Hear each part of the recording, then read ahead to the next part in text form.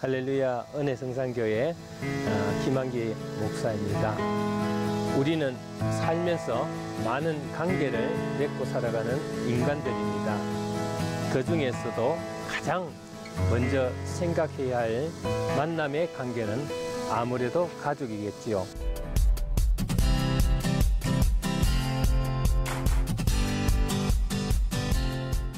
가족은 오늘의 나를 형성하는 데 가장 결정적인 영향을 미칩니다.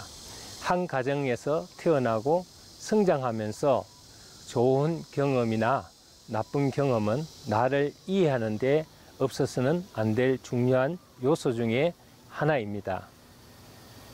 나무를 이해하기 위해서는 그 나무가 뿌리를 내리고 있는 토양을 알아야 하고, 또 나무가 성장을 하면서 겪은 환경적인 기후를 알아야 합니다.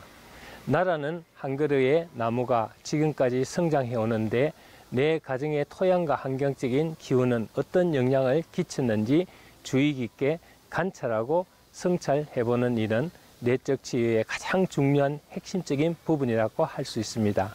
내가 누구인지를 이해하기 위해서는 나에게 중요한 인물인 부모와 형제를 살펴보고 이해해야 할 필요가 있습니다.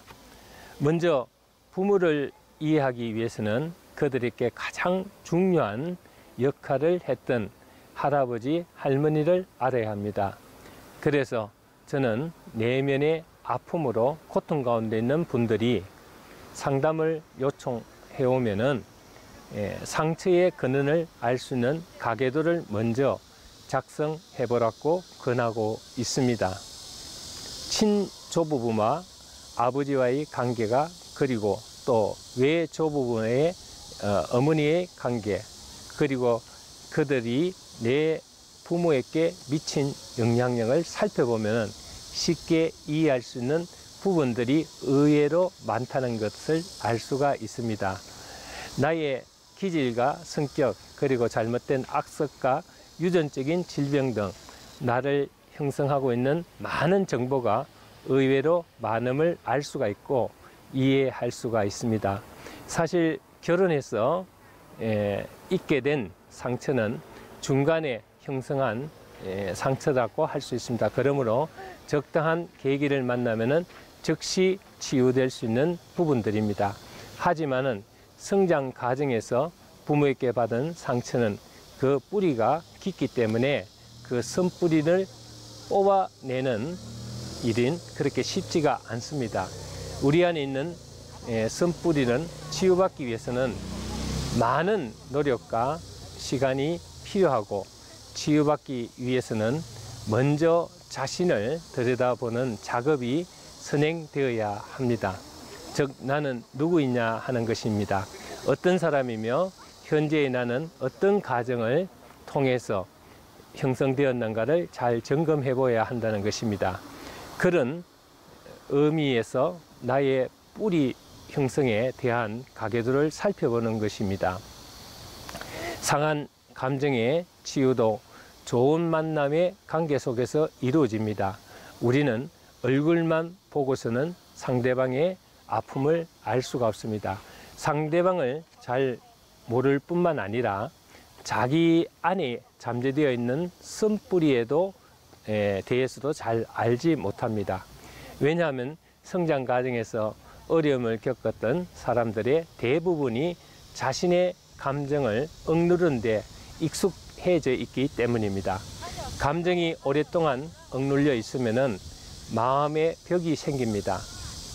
어머니가 아버지께 여러 번 거절을 당하게 되면은 점점 마음의 벽이 두꺼워져 쉽게 속마음을 열지 못합니다. 이런 사람은 결국 다른 사람과 소통이 어렵고 자신의 주장과 얘기만 늘어놓는 사람이 되고 맙니다. 이런 사람의 특징은 자신의 감정을 스스로 모른다는 것입니다. 성장 과정에서 오랫동안 어려움을 많이 겪었던 사람들의 공통적인 특징은 바로 감정이 속으로 숨어버린다는 것입니다. 즉, 선뿌리로 인해 잠재의식 속에 상처로 숨어버리기 때문에 스스로 알지 못하는 분노와 슬픔, 그리고 염려와 근심, 불안과 두려움 등이 표출되기도 합니다. 이렇게 숨은 감정이 나타나지 않으면 상담도 치유도 어렵습니다. 제가 치유 상담과 치유 목회라는 특수 사역을 통해서 지금까지 만난 수많은 성도 80%, 90%가 이러한 상처를 가진 사람들이라 대인관계나 사회생활에 많은 장애와 불편감을 겪는 사람들입니다. 오늘 말씀 히브리서 12장 14절 15절 말씀 보면은 모든 사람과 더불어 화평함과 거룩함을 따르라. 이것이 없이는 아무도 주를 보지 못하리라. 너희는 하나님의 은혜에 이르지 못한 자가 없도록 하고 또 선뿌리가 나서 괴롭게 하여 많은 사람이 이로 말미암아 더럽게 되지 않게 하라는 것입니다.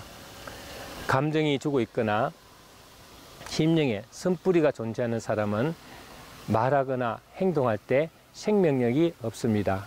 감정은 상호작용을 하면서 서로 소통하는 것인데 이런 사람들은 감정이 병들어 있거나 죽어 있기 때문에 누구와도 감정적인 상호작용이 막혀 있어서 모든 사람과 더불어 화평함의 관계를 유지하기가 쉽지 않습니다. 문제는 이러한 사실을 본인은 물론 주위 사람들도 모르고 있다는 것입니다.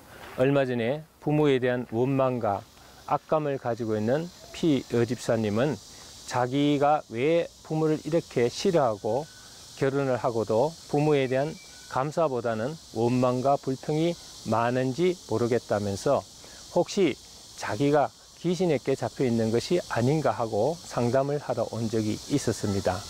이분은 성장 과정에서 1남 3녀의 맏딸인데 부모가 딸만 낳다가 마지막 막내 아들이 태어나면서 부모의 태도가 달라진 것입니다. 즉 남아 선호 사상을 가진 부모가 아들만 중히 여기고 차별적인 대우에 대한 분노가 쌓여 선뿌리로 작용했던 것입니다.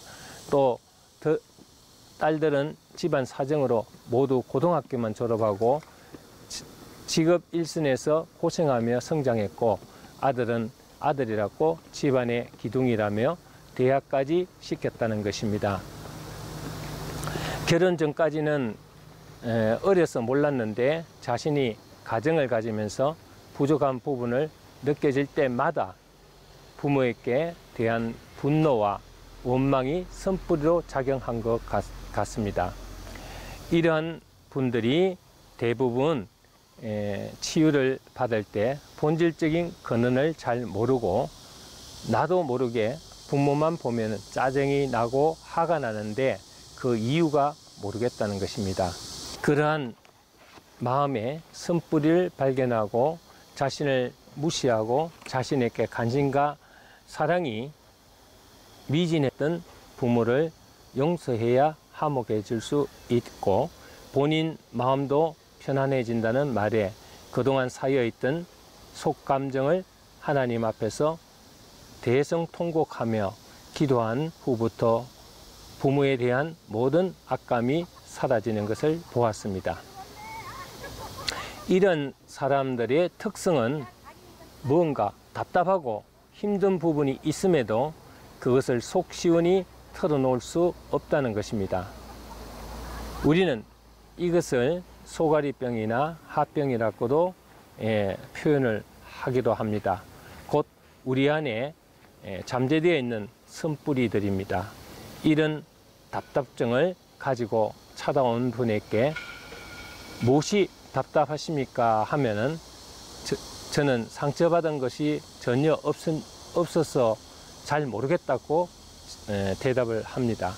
그러나 얘기를 하다 보면 그동안 자신이 억누르고 잠재의식 속에 숨겨두고 있던 선뿌리들이 활화산 터지듯이 솟아오르는 경우가 많습니다. 우리의 마음은 구중물통과 같습니다. 구중물이 가득한 물통이라도 오래 놔두면 찌꺼기가 깔아앉아서 맑아진 것 같지요. 그러나 밑바닥을 휘저어 보면 다시 구정물이 됩니다. 여러분, 이런 찌꺼기를 다 제거하고 밝고 맑은 마음으로 주안에서 날마다 건강한 삶 그리고 은총의 삶을 살아가는 여러분이 되시기를 바랍니다. 감사합니다.